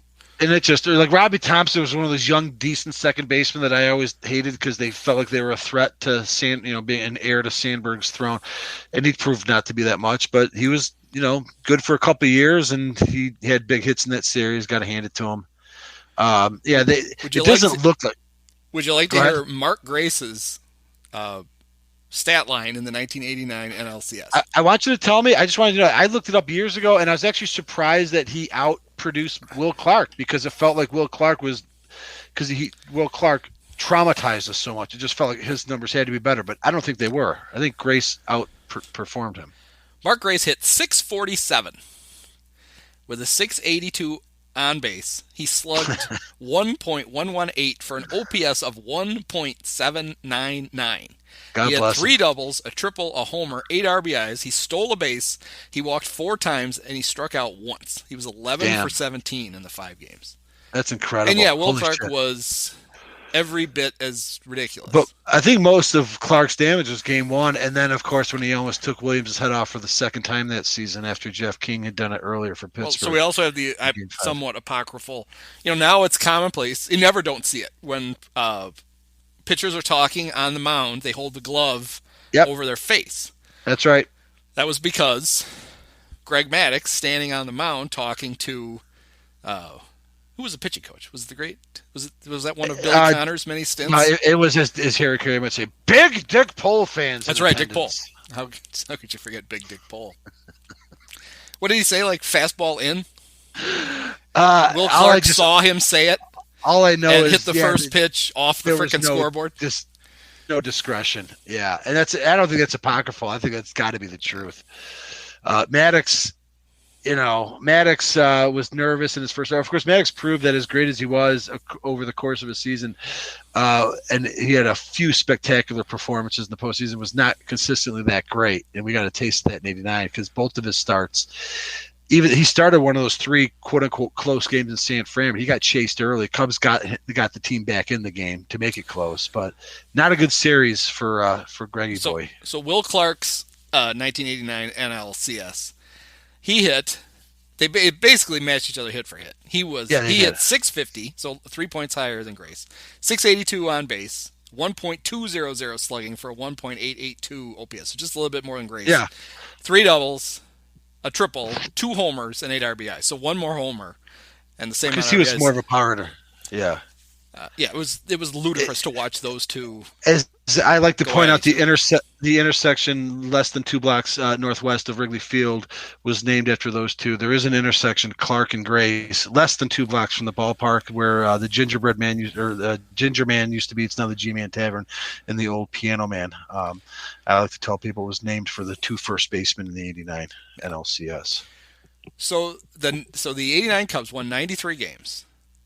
How many players do you think on that team drove in 100 runs? Well, you said Oh, well, Dawson wasn't one of them.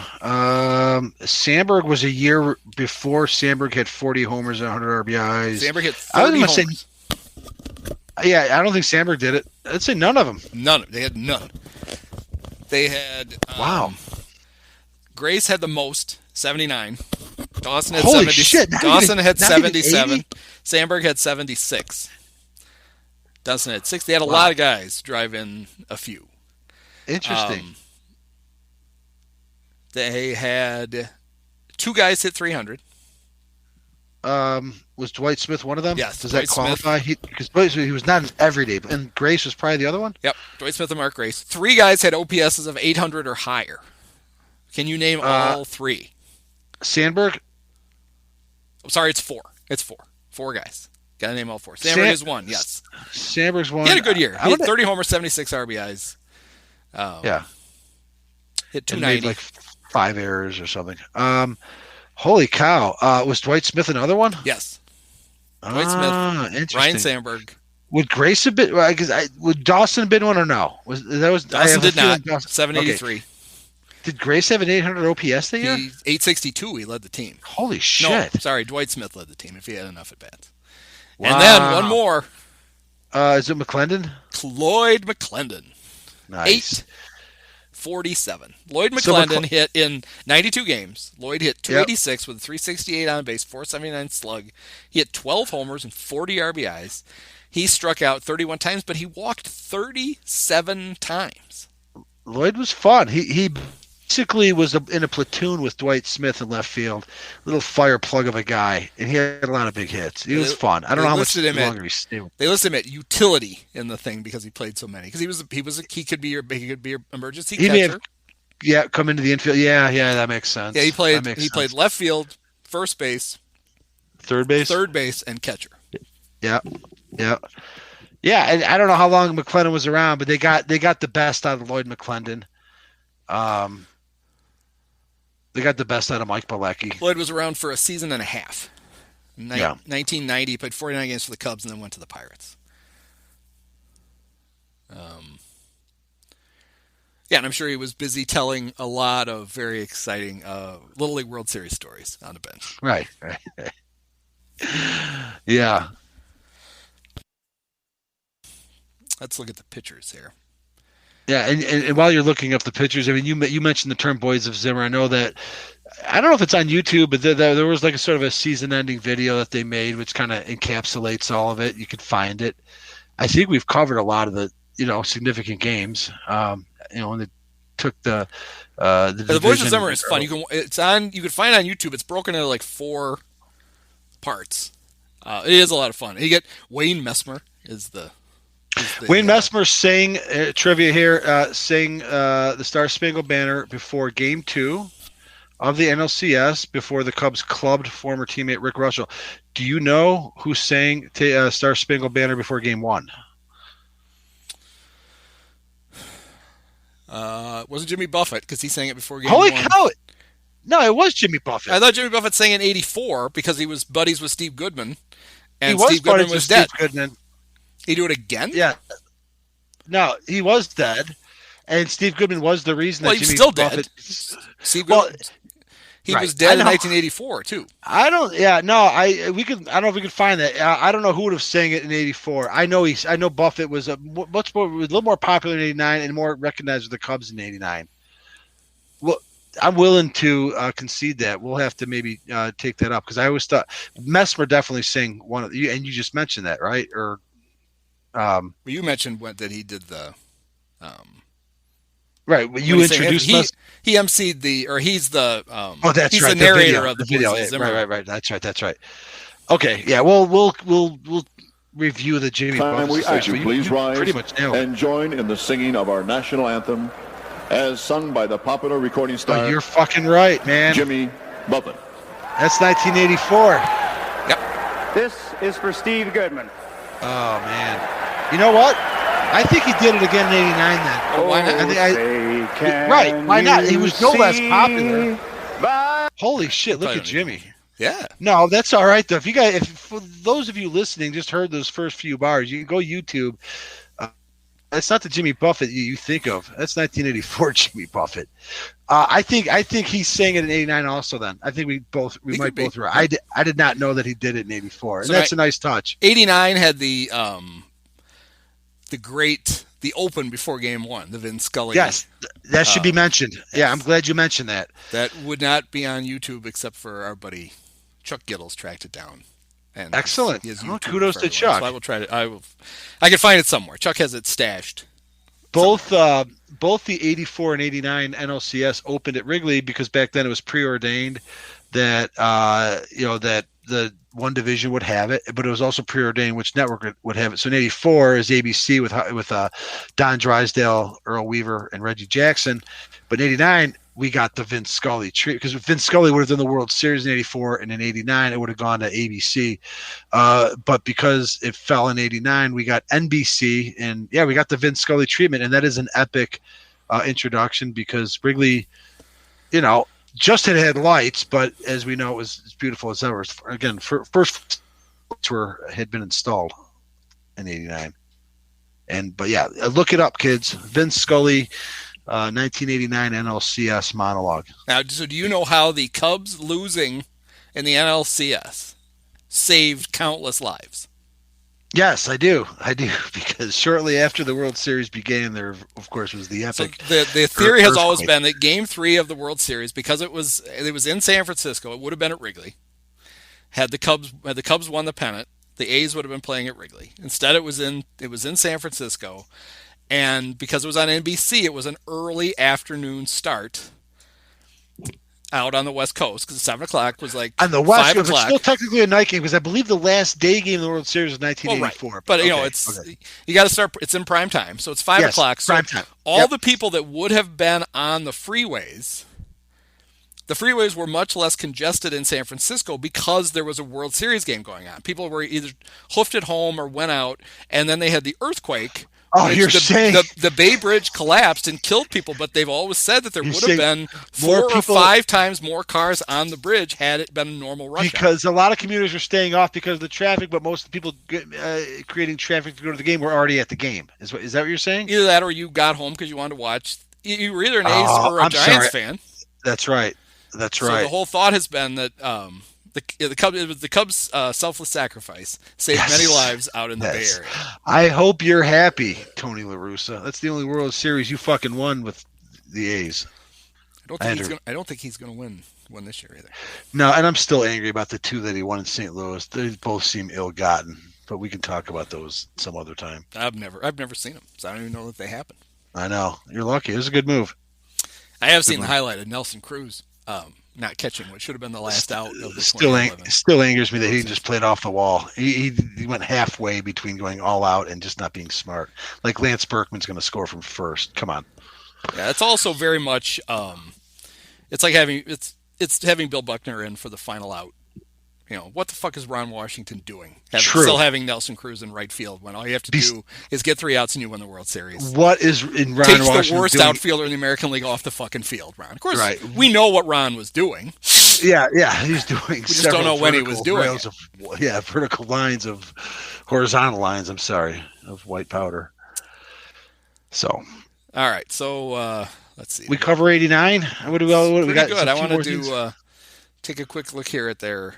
And I'm searching in my brain for any other games. I mean, I mentioned Les Lancaster's walk-off triple. That was a weird game that I was at. We already mentioned that. Nothing else to discuss there.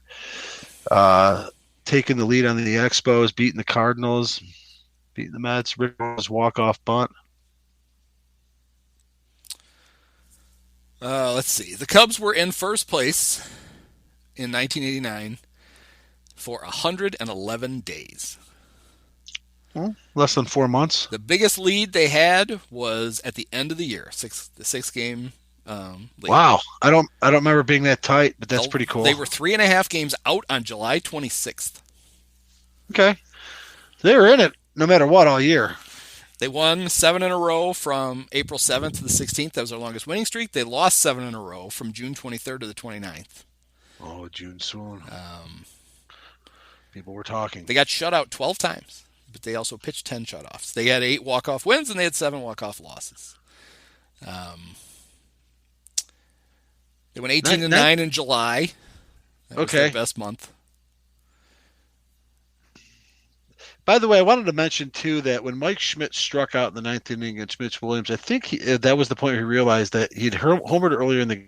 He had numerous back-breaking homers and huge home runs for 15 years, and that when he struck out in that situation, that was the beginning of the end because it was Memorial Day weekend of that season. A mere 6 weeks later, where Mike Schmidt just stood up in front of the press gaggle and just bellowed about, I left Ohio with 2 bad knees. I'm sorry to pile on Mike Schmidt, but he caused a lot of anguish, and he was kind of an ass in his post-career. So he's one of those guys. Mitch humiliated him and ended his career. That's what you're saying? Yes, and because he was also one of those guys. I think sort of passive-aggressively was fueled the sort of Ron Santo, and I think partly because Schmidt liked the fact that third base was an underrepresented category. He and Brett, and then Eddie Mann, whatever.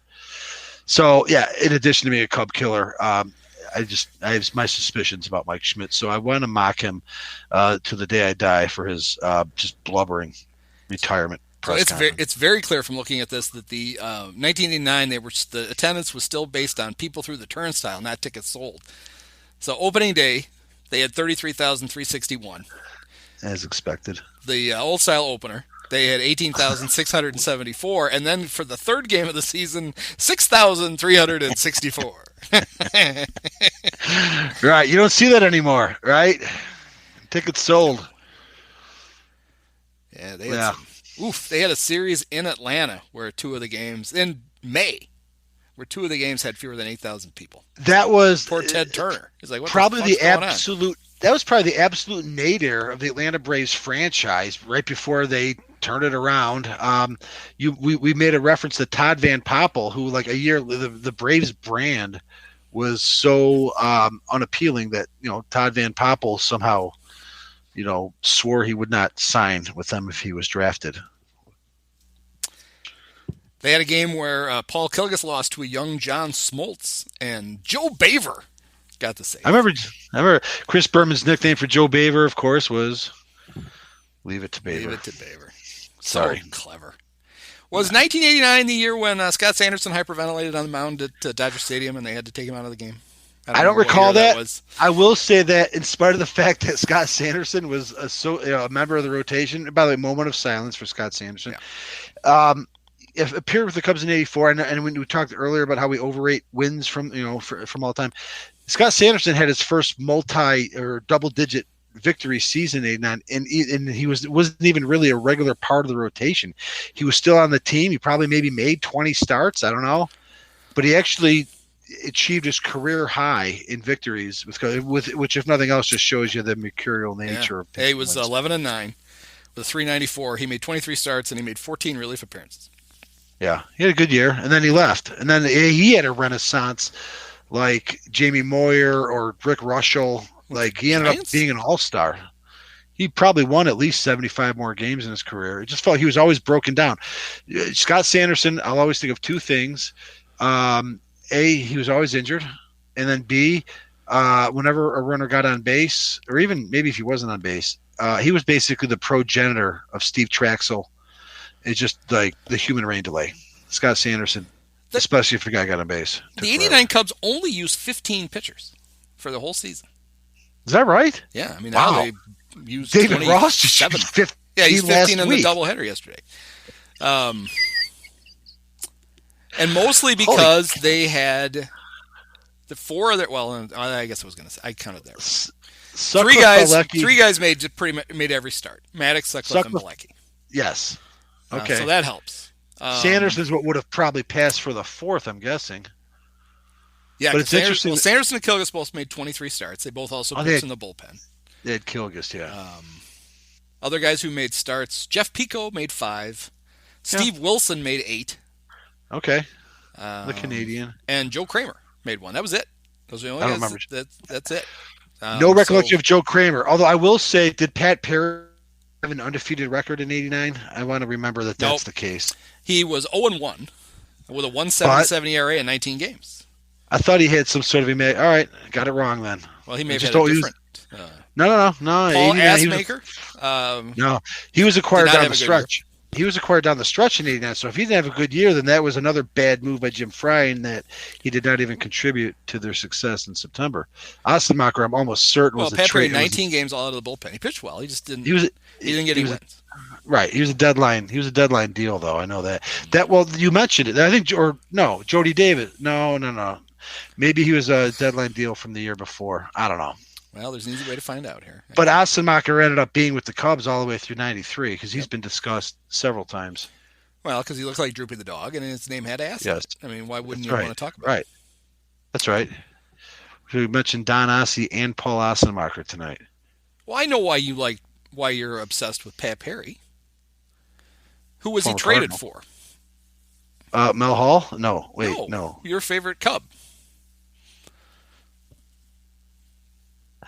My favorite. May 19th, 1988.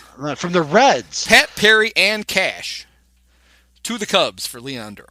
Oh, poor Leon. Moment of silence for Leon Durham. So he came over in '88. Maybe '88 was the year he hit. had, though. Was he? Maybe that was it. I thought he'd been a former Cardinal too before he was with the Reds. Oh yeah, his picture is he's a Cardinal. Yeah. Now he was 2-2 with a 3.32 in '88. He was never undefeated. It's quite a nice thing though to go right from Leon Durham to Mark Grace, and then with a 1-year gap to, well, a couple-year gap to Derek Lee, but Derek Lee to eventually Brian LaHare. Yeah. Well, right. And then some dud named Anthony Rizzo, who may have just driven in a run so the Cubs swept the Dodgers. Wow. Hey, thanks for that. So 15 pitchers. That's one of my takeaways.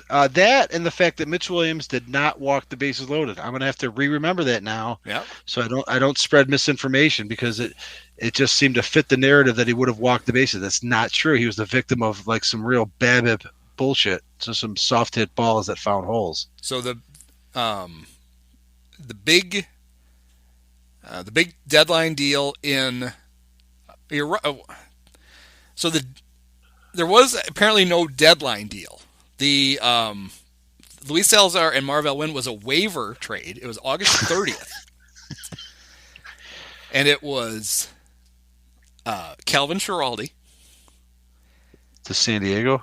Darren Jackson, and then a player named later who was the immortal Phil Stevenson, who I think of every time I see Andrew Chafin, because they pretty much look like the same guy. I'm impressed that you have a mental image of Phil Stevenson. I remember the name, but the squatty guy with a mustache. All right, you nailed it. For Luis Salazar and Marvell Wynn.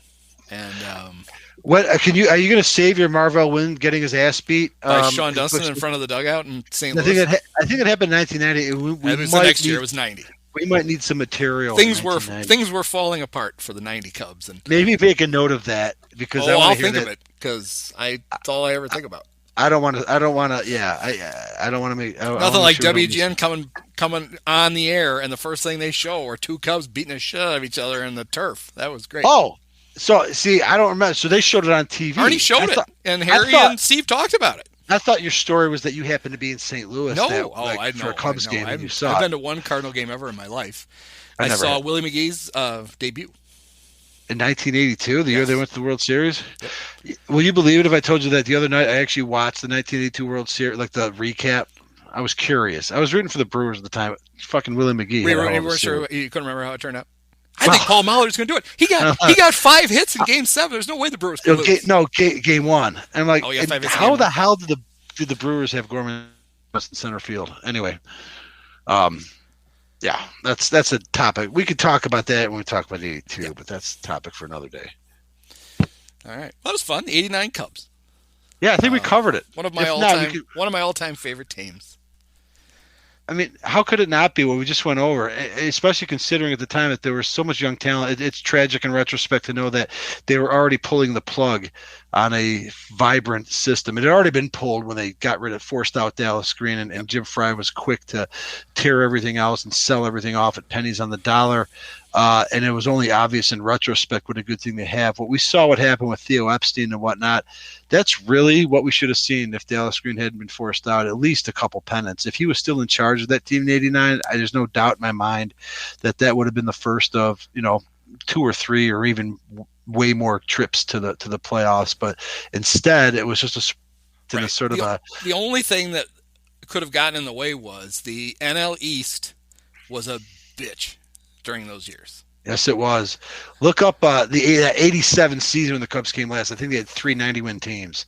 Year in, year out. You mentioned it in passing. So 87, the Cubs almost had the MVP and the Cy Young winner, and they finished in last place. Yeah, which is so misleading because they weren't that bad. Right.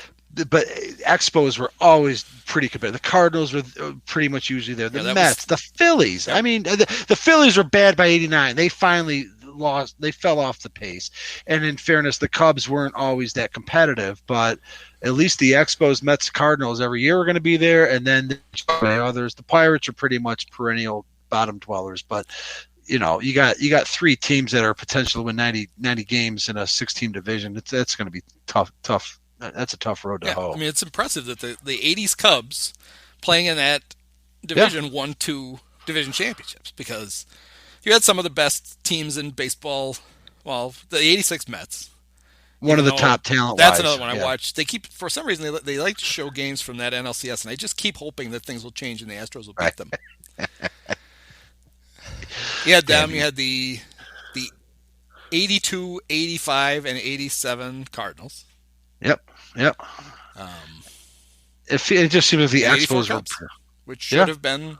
Well, we'll get to that at some point, but we will, and that'll be fun too. But I'm glad we got to cover this. I feel confident that we covered all the ground here, all the issues that needed to be covered. Yep. All right. Well, we will spin again and see what we come up with. Probably bad. A land of crap, but that's just how the cookie crumbles. When there's a lot of crap to sift through. That's why it's remember this crap, not remember this excellence. No. All right. Well, thanks, Mike. Thanks, Andy. When it comes to towing, seeing is believing. That's why Chevy Truck's advanced camera technology offers up to 8 available cameras for 14 unique views, so you can focus on the view that really matters. Chevrolet, together let's drive. Learn more about Chevy Trucks at Chevy.com.